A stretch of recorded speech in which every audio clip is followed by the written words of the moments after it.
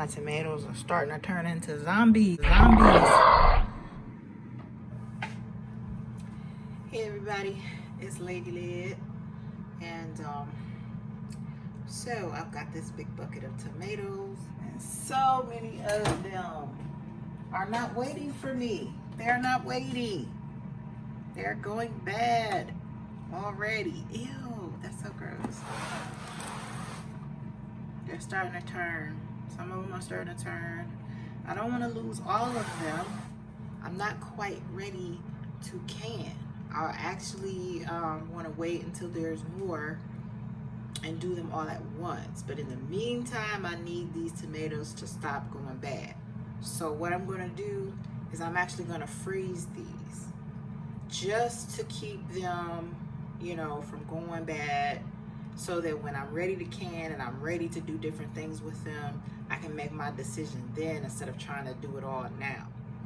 So to get them ready, I'm just going to put them on a line. I just lined this with some aluminum foil just to make it easier. And I'm gonna put them on there, but I'm not just gonna plop them on there. What I'm gonna do is I'm gonna cut the bloom part off. I'm gonna cut that off, and then I'm just gonna sit it upside down. I'm gonna line my pan with that and stick them in my deep freezer until they're solid, and then I'll put them in a bag and go from there. So that's all I'm gonna do. So first, before I start this process, I actually want to wash them off, give them another good washing, especially since they were in there with the ones that were going bad. But there's I thought there was more damage, but I've got way more tomatoes that are still in good condition. So as you can see, I probably got a couple trays worth of freezing. I don't know. I don't think I'll be able to fit all these on one tray. But it usually takes, I don't know, maybe about 4 hours for them to fully freeze. I like to make sure they're fully frozen on a flat surface. Then I'll take them off and I'll put them in the bag and let them finish doing whatever.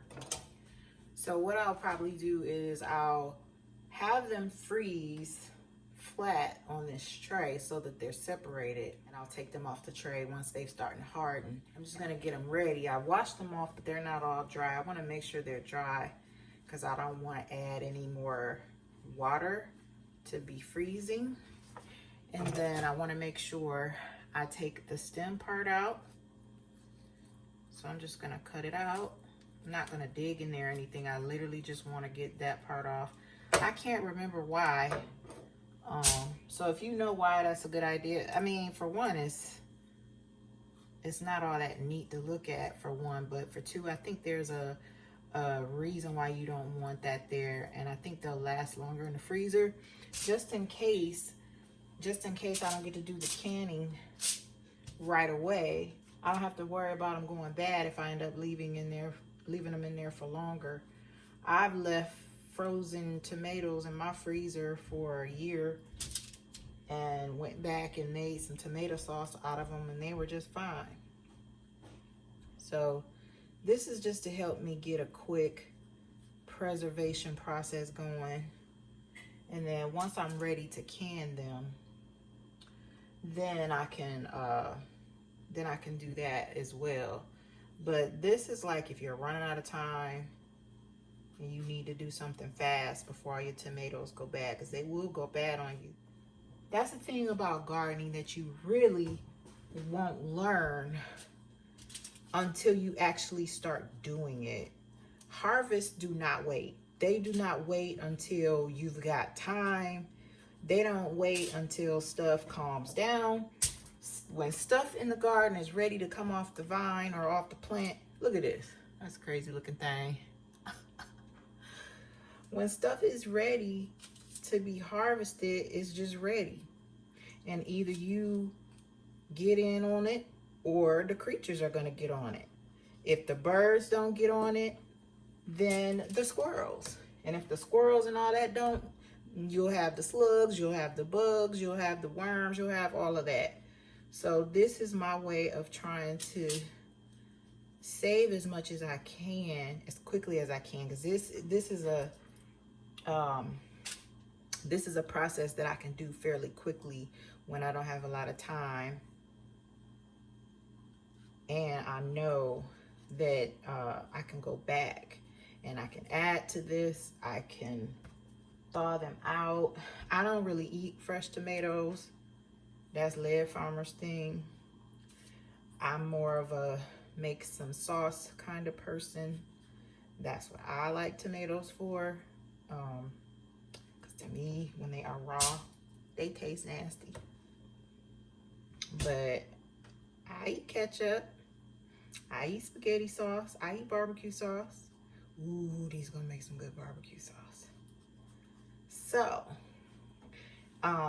this is just another option.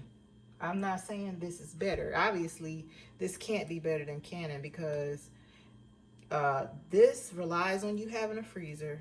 This relies on you having power and space in your freezer as well. Because, you know, when you stock up, you have your meats and your important things in there and whatnot. You may not have space for this.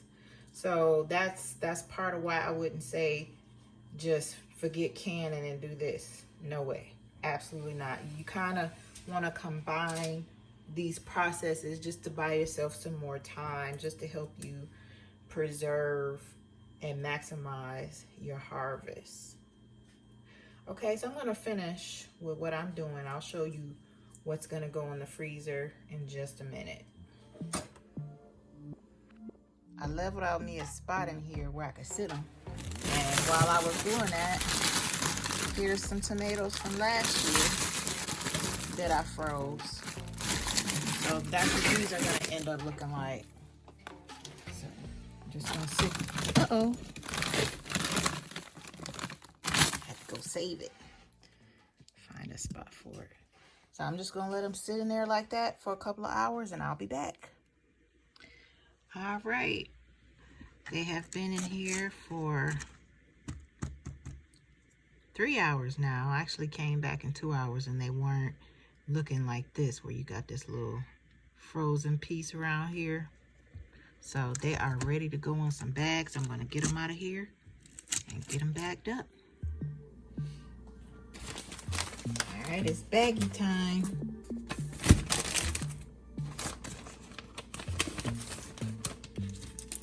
That's it. Fill this bag up and put them back in the freezer. I think this time I'm going to make sure I label it so I'll know when they went in the freezer.